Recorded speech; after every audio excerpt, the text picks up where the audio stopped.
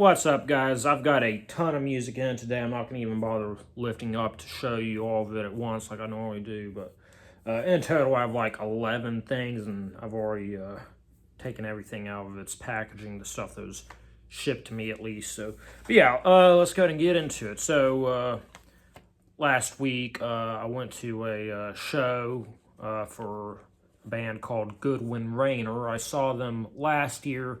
I've been wanting to see them again for a long time. It was just never working out for me, and they were doing a free show in the park, and I was like, I gotta make it to this one. You know, I have no excuse at this point. But yeah, they had music on their merch table, which I always like when I see local bands doing that. But they're a folk punk band. So first off, we have the Archive Demos and Rarities from 2017 through 2020. Looks like it's a compilation of 4 different releases. I don't really know the exact divide of it. If I can be honest, this isn't really the most exciting thing. A lot of it's like solo acoustic type stuff, really low quality recordings. I mean, you know, it's demos, you know.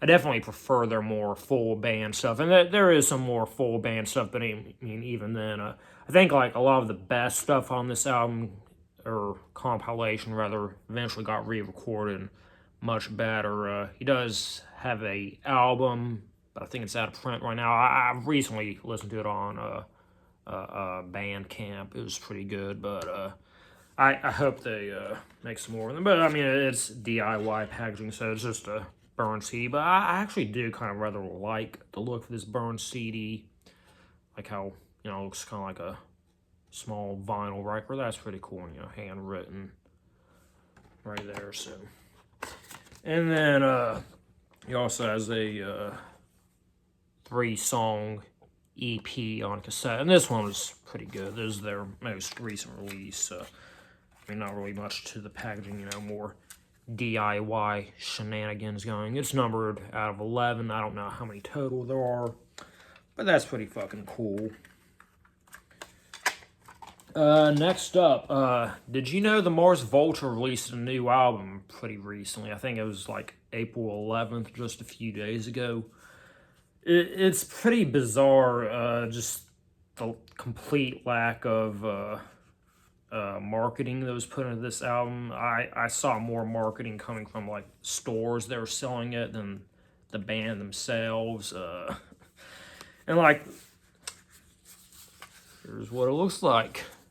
I mean, I'm getting so much who gives a shit from this release. I haven't actually listened to it yet. I don't know how good it is or whatever, but like I'm kind of getting a sense there's some sort of like record obligation to put this out, but they didn't actually want it to be heard. Like, you know, maybe like there was some sort of like business agreement that, like, you know, they'd put out an album this year and they were going through writer's block, and, you know, they came to some sort of agreement to not put much marketing and artwork into it.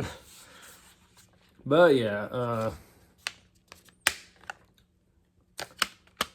that's what it looks like. It does have like a mini poster thing. But yeah, interesting. Oh, and it does have some legal information there behind it. But yeah, weird, huh? Okay, next up, this is all from one order. It was 6 CDs, 2 vinyl records. I wish I could kind of show you how the packaging was, because it's pretty interesting. There were some things that I like about how it was shipped.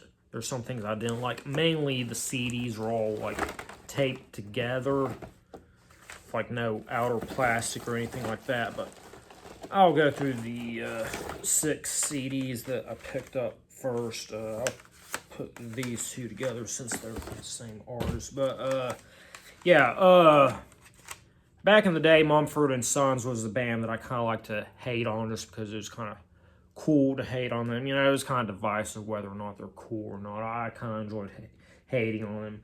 Honestly, you know, I'm at a different point in my life now. They're not something like I'm a die-hard fan of, but I don't mind them. And the store had a couple CDs from them, so I went ahead and picked those up. So we got Sigh No More and Babel. So let's take a look.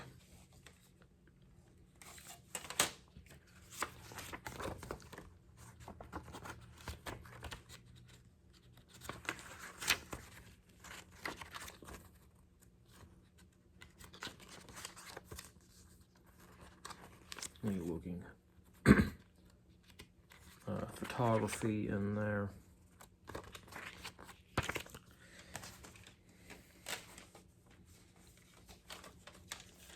And here is Babel. This one's got a broken hinge clip thing, whatever you call that part of it.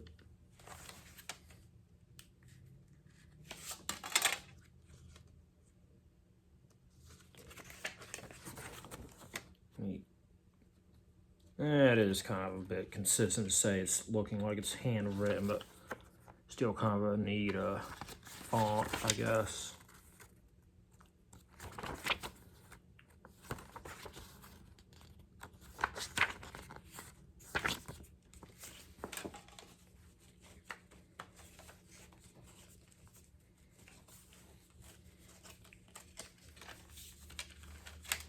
Next up from Genesis, we have We Can't Dance. I believe this was their last album recorded with Phil Collins. I think they recorded an album or two with a different vocalist that wasn't Phil Collins or...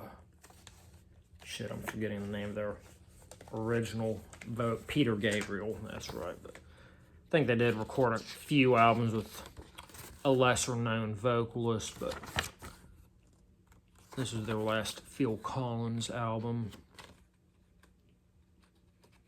I'm trying to get on this page. There we go. I do rather like the artwork on it. That's pretty cool looking.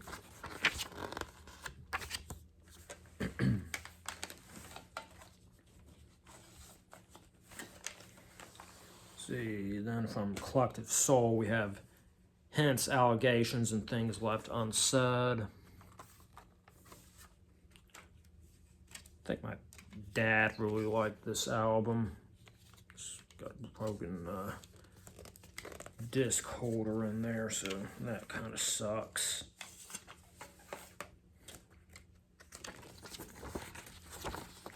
Got one of those fold outs.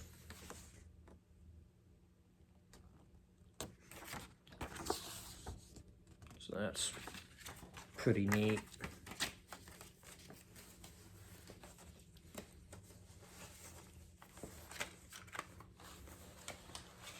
And so I do a Friday music challenge thing, and a couple weeks ago is a Led Zeppelin challenge. I think that was the first time I saw them do a artist-specific challenge, and it was embarrassing because I actually don't have anything from Led Zeppelin, but I finally have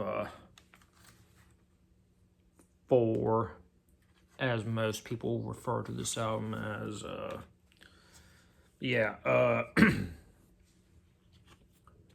I think I listened to this album, you know, I used to use Spotify back in the day. I think I listened to it on Spotify during a family road trip years and years ago.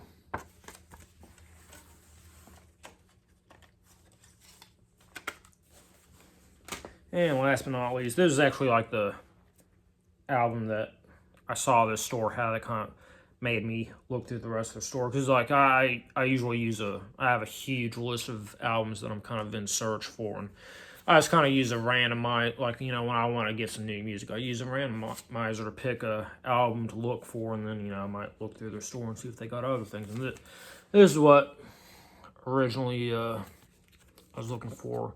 Stranger Cat in the Wilderness. You probably never heard of her.